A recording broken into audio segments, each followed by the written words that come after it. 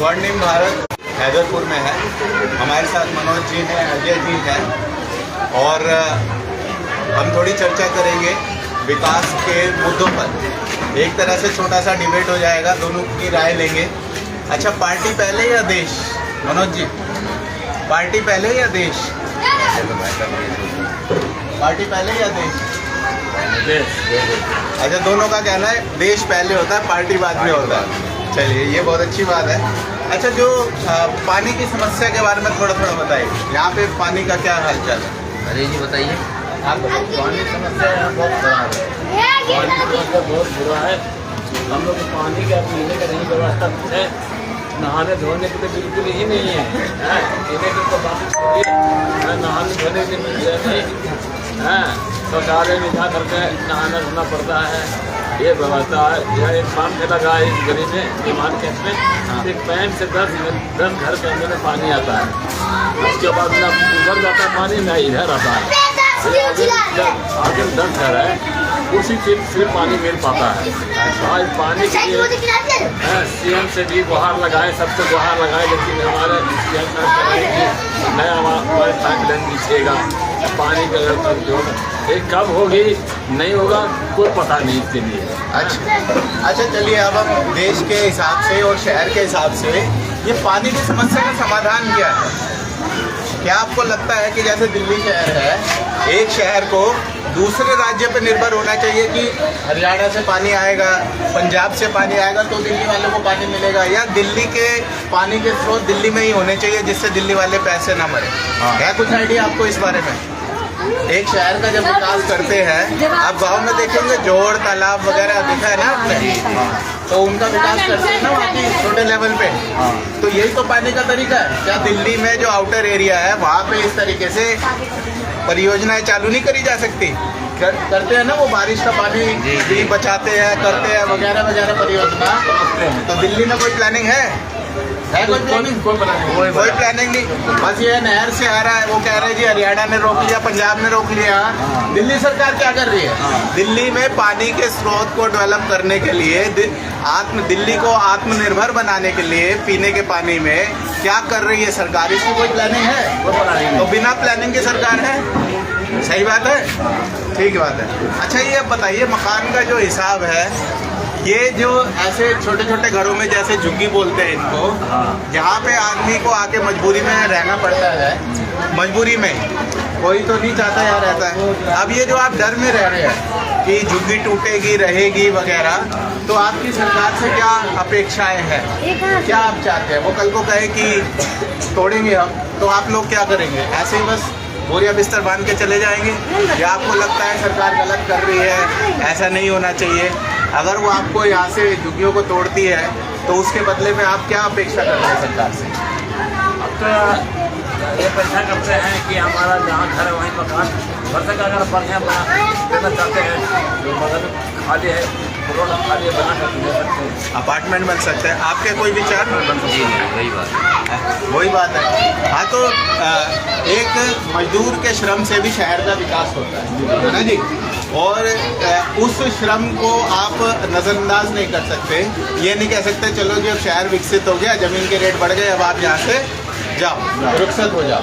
क्योंकि अगर ऐसी बात है तो चुनाव के वक्त इनको साफ बताना भी चाहिए कि हम अगर सरकार में आए तो आपको हटाएंगे। ऐसा तो नहीं बोला था ना चुनाव के वक्त। तो ये तो धोखा हो जाता है ना जनता के साथ।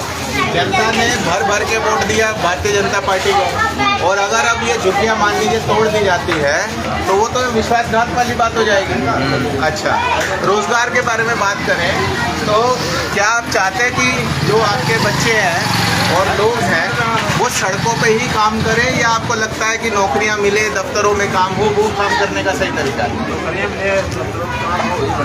ये तरीका सही है। अच्छा, मैं आप वैसे ही बता दूं कि इस तरीके से काम करने से देश का विकास होता है, देश का GDP भी बढ़ता है। लेकिन ये हमारे नेता, हमारी राजनीतिक पार्टियां ऐसा भारत में नहीं चलाती। अच्छा, आप तो गांव से हैं, वहाँ की हवा के बारे में बताइए और दिल्ली की हवा के बारे में बताइए, कैसा लगता है? फर्क है? बहुत दिल्ली में बहुत घुटन है, बहुत ज़्यादा प्रदूषण है, बहुत प्रदूषण है। अच्छा, दिल्ली में अभी भी गाँव गए हैं, हाँ। बहुत स्वास्थ्य हवा है, बहुत बढ़िया है। हाँ। जो यहाँ तक गाँव जाते थे तब बढ़िया हो गया।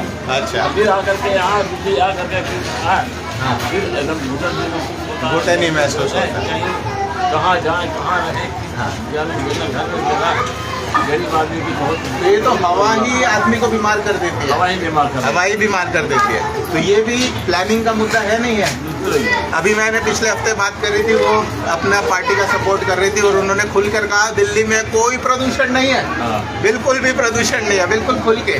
तो इस तरीके से हम जब देश को पीछे रखते हैं पार्टी को पहले, तो हमारे मुंह से ऐसी ही बातें निकलती है। पर मुझे अच्छा लग रहा है आप लोग देश को आगे रख के बात कर रहे हो।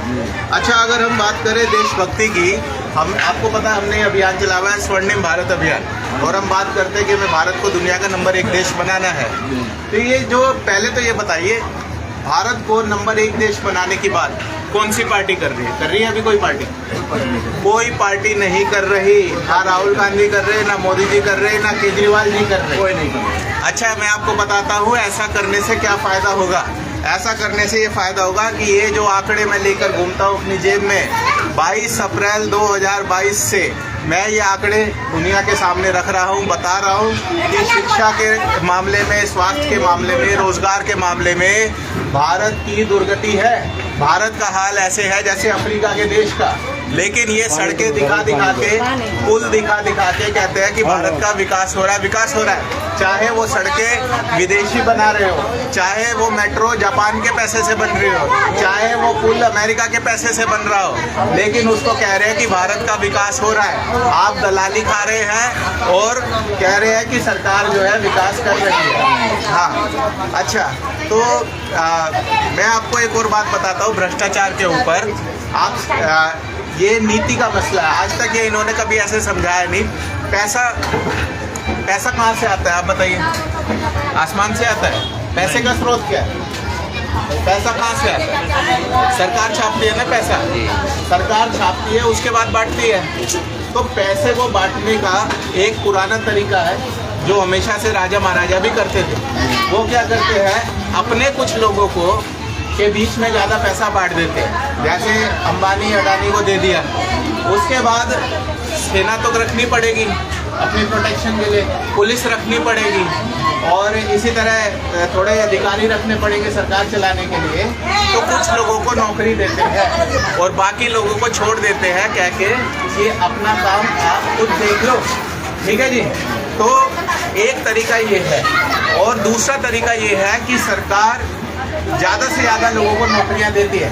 ये आंकड़े साफ बताते हैं कि विकसित देशों में 100 में से 90 लोगों को नौकरी मिल जाती है। अब आप बताइए कौन से मॉडल में भ्रष्टाचार ज़्यादा होगा? आप बताना। एक वो जिसमें सरकार ने जो पैसा छापा, 100 में से 90 लोगों को नौकरियां दे दी, ये तुमने काम किया ये लो पैसा, ये तुमने काम किया ये लो पैसा, ठीक है जी। 100 में से 90 को नौकरियों के बदले पैसा दे दिया। इसमें भ्रष्टाचार ज़्यादा होगा, या जिसमें कह रहे हैं अंबानी जी अडानी जी पहले आप पैसा ले लो और कुछ लोगों को नौकरी देके बाकी लोगों को छोड़ दिया, तुम सड़क पे बैठ के काम करो वगैरह वगैरह। बताइए कौन से मॉडल में ज़्यादा भ्रष्टाचार होगा?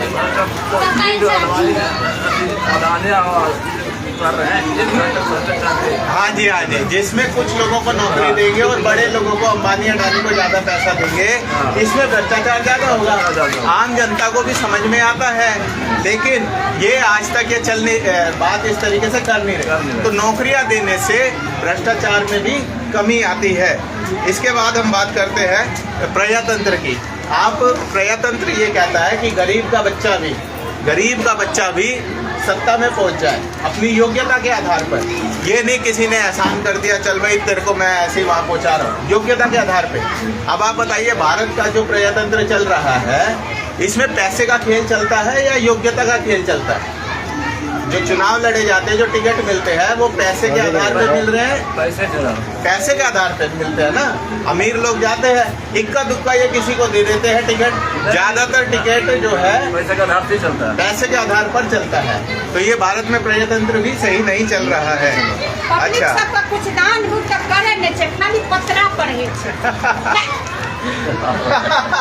यहाँ ये इधर आइए, सामने आके बात करिए। कुछ होता है।